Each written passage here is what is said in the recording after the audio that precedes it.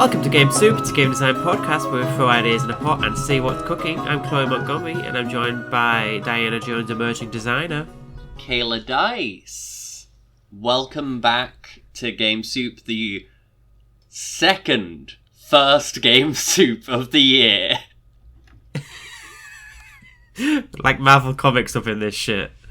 Well, no, I mean, this is our first podcast back after our break, right?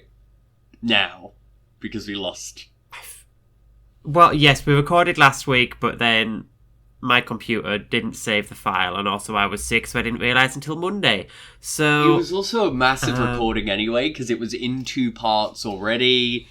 It dropped like twice, yeah. Yeah, which I think was more on our Discord than our recordings was the weird thing. Our recordings seemed mostly fine. Now, though, we're back.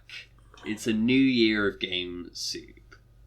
What do you predict will be in the Game Soup meta this year?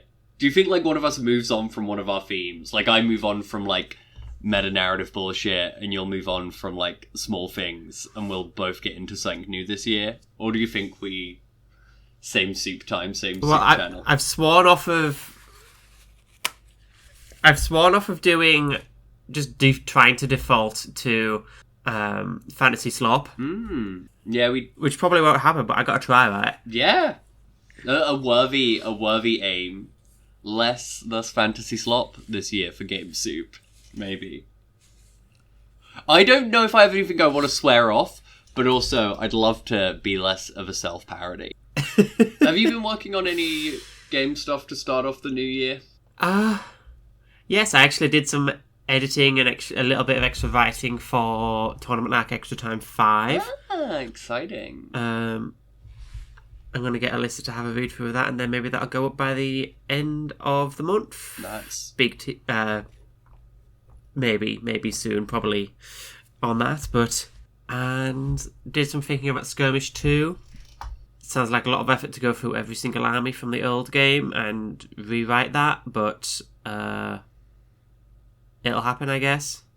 It's also, I guess when you think about it, it's less effort than writing all those armies from scratch again. Yeah, but it's like, then you got to work out, oh, well, is this still good, or is this like, I think writing it from scratch with the same ideas in mind, like, oh, I'm doing an archery army this time, rather than like, okay, so we're doing the first regiment, whatever. Like, I'm going to be bringing ideas from the old version rather than like, oh, here's the old version, do I just change the numbers? Which numbers are good in this? Like, you know? Right, I get you. So it is more of a rewriting. So yeah, it probably is the same. I might just rewrite it. It might be easier, yeah.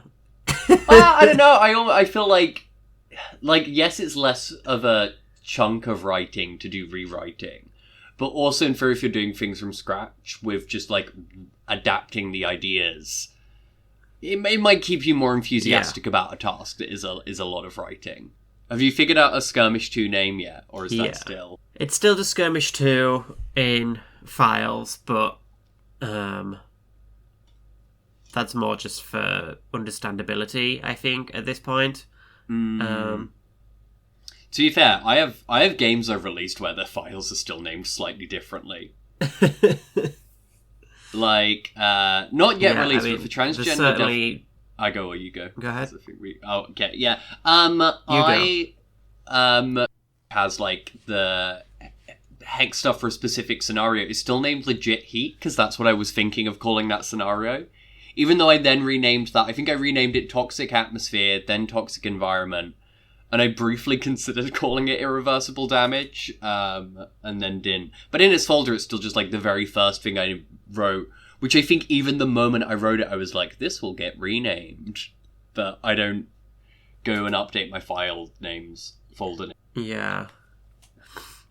I think it's better to give something like a definitively placeholder name rather than like, oh yeah, that's clever, let's just stick that on the front cover for now, because that will stick.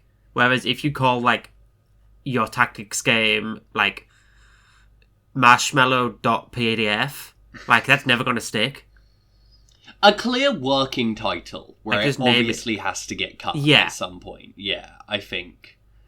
Like, that's why for so long I was calling Strangers in the Vast Ark, just untitled Kayla Dice Space Noir name. Because that was amusing, and it's like, well, obviously I need to change that. That's not going to stick. I like Strangers in the Vast Ark. I did a blog post about the game where I talked about the title a bit. But that's a more down the road thing. At the moment, I'm finishing off... I basically finished a first draft of Layout, I guess, for Transgender Deathmatch Legend 2. I've done a proof for it. And that means I'm going to get, like, surveys and stuff off soon. And then... add in people's, like, wrestlers they got to name as part of the campaign, and then get to, I guess, printing everything. But that'll need to be when I'm less... Yeah. Shame that they're not here. You're stuck with us. Generator. So we're just going to go to the old classic. We're going to go to randomwordgenerator.com. Oh, I got a set of 3 words to pick from. I'm going to click refresh. Yeah, okay. What's your word you want to go with? I'm ready. Soap. Okay. Soap. The options I had were boom, tail, or mutation. I think I'm going to go with soap mutation. So, it's a system that you can attach to any other RPG. I'm thinking like a post-apocalyptic game by default, but, fantasy slop is allowed, where when you get hit by radiation or system-appropriate variation of that, like the weird or anomalies or whatever, you have to make sure you're clean of it, like by actually taking time to like have a scene where you're actually getting clean with soap. This feels like... Because not enough games, I feel like, make... Like, I don't know, in my head, I feel like you just go through, like, your murder hobo games, and it's just like, yeah, we kill everybody, and then we go back to town, and everyone cheers, even though we're covered in goblin guts. It's like, where's the time where you're, like, cleaning your armor, or, like, washing your hair? Like, Dungeon Meshi, Marcel's always cleaning her hair. Like, they make a point of making soap from fat. Like... Yeah, I mean, obviously that is also the fact of, like, hair relating to magic stuff and things. But also, I do get what you mean. I feel like this is a very interesting blog post. I don't know if you could make this a full release. This is a thing in a zine that has a bunch of other things you can bolt onto other systems. Yeah, if you were, like, putting together a magazine. I feel we could definitely do a semi-bad Game Soup magazine if we wanted to. Yeah, we could throw that together. Coming soon It to default just occurred to me UKGE, there. semi-bad Game Soup magazine. I suppose it also could be good, but more I mean like, oh yeah, actually, some kind of design magazine. I guess it would also be a semi-journal. I guess this would be trying to turn blog... Yeah. I guess my pitch here was like, I guess the magazine is the format to turn stuff that otherwise would be blog post material into other things. Yeah. But, yeah. What occurred to me with Soap Mutation first was it gave me real, like, horror B-movie vibes. Yeah. Okay. Like, is the soap maybe taking over people? And so everybody becomes lemony fresh? What... Or, actually, I've just had an idea here where, like, maybe this is a game where it's almost maybe a bit board gamey, but I think you jump into role-playing scenes quite a lot. Where I was just thinking, like, what if there's, like, you build, like, a whole, like, small community of characters. And maybe they're all, like... I feel like in a B-movie way, maybe these are all, like, the older teens or the almost, like, cartoonish punks of a thing. And, yeah, then there is this soap which is just sort of, like, takes over people's mind when they use it and makes them, like, lackeys of the soap company. And... Oh, I thought you were going to say it, like, scrubs away their deviancy. It makes them productive Stepford people of society, you know? Yeah, I feel that's the idea going with. Like, it Stepfordizes them for the soap company, who is also, like, I don't know, evil. And I feel like part of the game is obviously individual scenes with players trying to, like, work against the soap company and stop things before it's too late. But I feel like maybe between each scene you also have a round where it's just, like, more and more of this large cast of characters you've built get soap. Yes. I think we could write this in a sort of horny hypno way and get, like, so many, like, purchases on itch. I'm sorry that that's where my mind went, but I think that could be how this sells.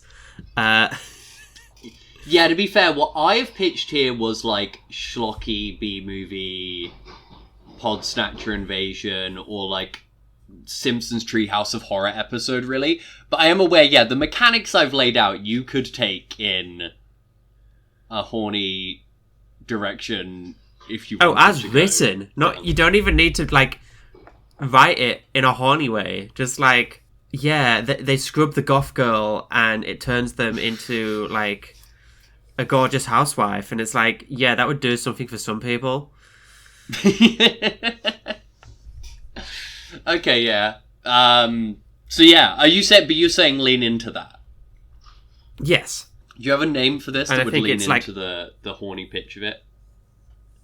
I think it would be like whatever the name of the soap is, like like GrimeBGone or something. Yeah, and I guess the cover, I'm imagining the cover is almost like kind of book-like. It's like, it is a bar of soap or something. It's all in like very bright Technicolor, and it's just like the name of the thing, almost like diagonal or something. If you're doing the horny direction, you're making it look like the slutty horny books you get in bookstores. And then I'm like, I feel like if you just wanted to market the B-movie direction, and like people, you know, I'm sure perverts can still enjoy the game, but like they need to realize themselves that I guess there's scope for that there. There you'd call it like It Came From the Soap, and would give it like a real like universal horror type design. You could just do the same game and just do different covers. I could see this being like, to see if that gives you like different. Absolutely, yeah. It's a Pokemon Red and Blue situation. Some of the words are changed, but it's all the same text, apart from, like, one noun is changed. Yeah, I feel that's almost a weird experiment in, like, actually doing it that Witcher 1. It almost feels like an interesting experiment in, like, oh, how much can your layout and design, and, like, graphic design, I mean, like, influence the tone of a game? Like, is it just enough to give it a sort of, like, horny look, and people start playing it as a horny game versus the other way? Is layout enough to do that? This feels like it would be a great pitch for the Game Soup magazine. Or if we got a Game Soup TV show, I feel, where we have to more, like, make games in a Blue Peter-esque way. Yeah. This would be a cool experiment for a con, like, cause we're doing 2 separate tables at UKGE. If we, like, sold the same game, but with just different covers, like, we're not that far from each other, so we're getting the same sort of footfall. It's like, I believe, according to the map, though things aren't confirmed, this would work because I believe we are exactly next to each other. Oh, for real? Oh, it sucks. As it stands on the current map. We just happen to have... Wow. We just happen to have 2 soap games next to each other. Ooh. A year ago, it was sports games. This year, it's soap games. Yeah, like, that wouldn't work with that level of proximity. But also, like, I don't know how final the map is. Like, if you're listening to the podcast, don't take this as a guarantee. Like, one of us might get moved before then for whatever reason. Yeah. But it means we can share snacks. So I'm happy about it. But yeah, GrimeBGone or It Came From the Soap, which are the same game, and also the radiation washing supplement. This was, I think, I'm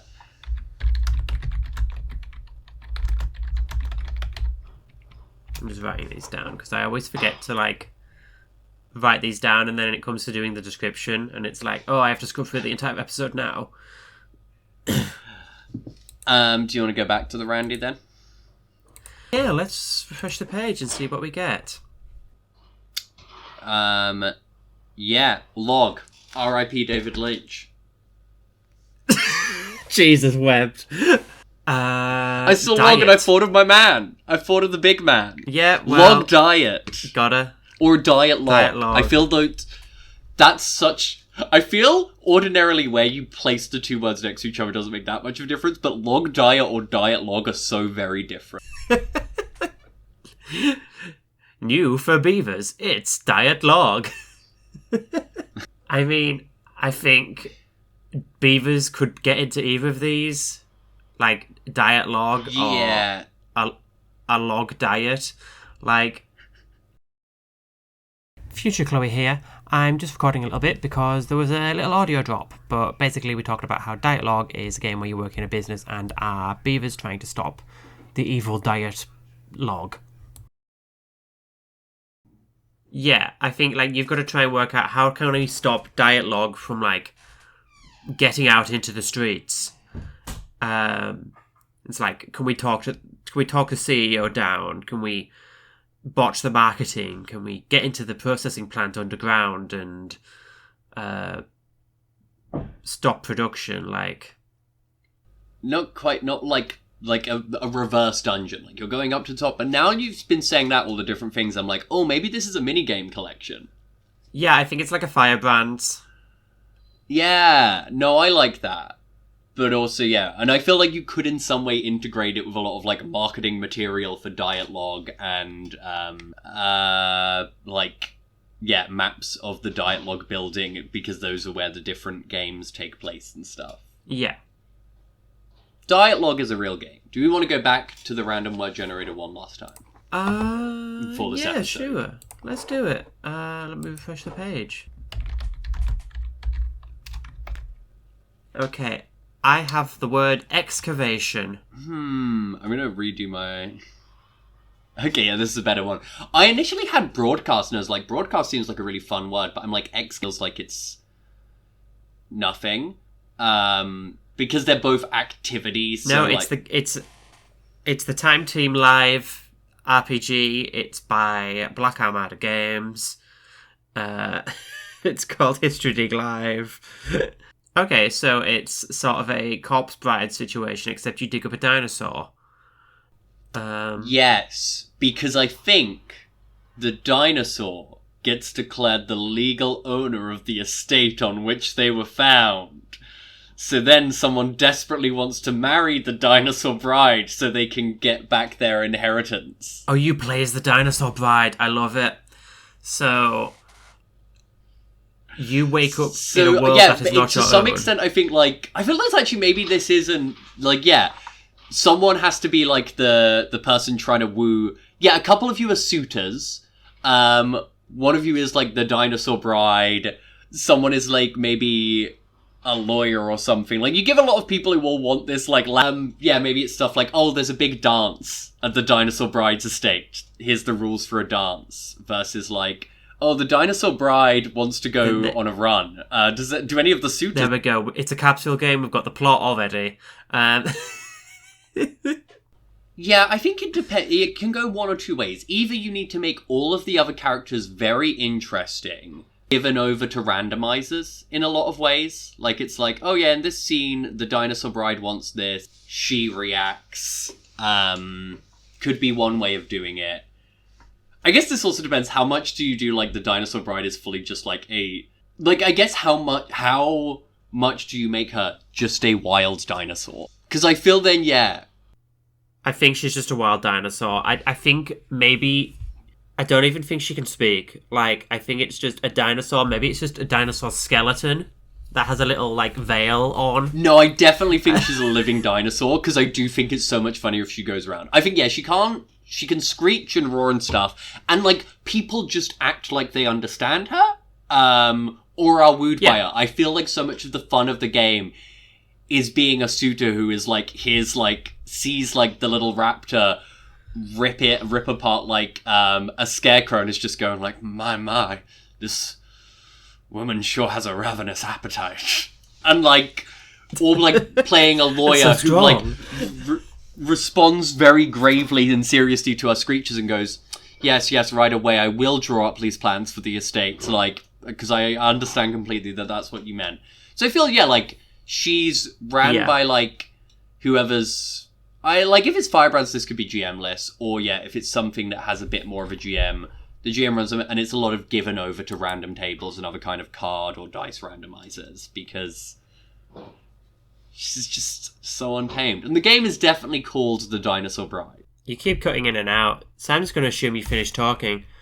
Yeah, I think we cut out on each other, but then both finished talking, so we both just were very silent for a while because we didn't want to come back in interrupting the other. Okay. Thank you for listening to Game Soup.